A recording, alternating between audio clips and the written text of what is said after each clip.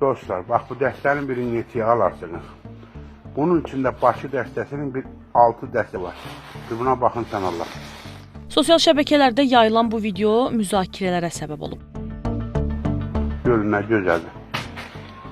Videonu görənlər deyir ki, rayonda bir dəstəsi 25 qəpiyə satılan göyərti ovuca sığmır. Bakıda isə eyni dəstədə cəmi bir neçə göyərti qalır. Bizim gözümüz Gəncə dəstələrinə öyrəşibdir, böyük dəstələrə. Burada amma kiçildilmiş dəstələrdir. Mən düşünürəm ki, burada yer pulu falan verirlər deyə, çox verirlər deyə Bakı şəhərində.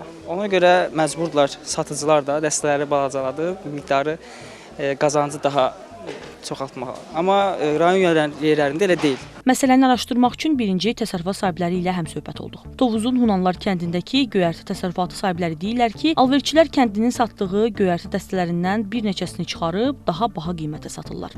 Turpun qomasını belə bağlayırıq, verir 25-30 qəpik civarında. Alverçilər də lap Bakı olsun, Tovuz olsun. Onlar da verirlər 50 qəpiyə, 40 qəpiyə, 45 qəpiyə. Bunu 4 hissəyə bölürlər, onun pulunu artıqlamasıyla götürürlər.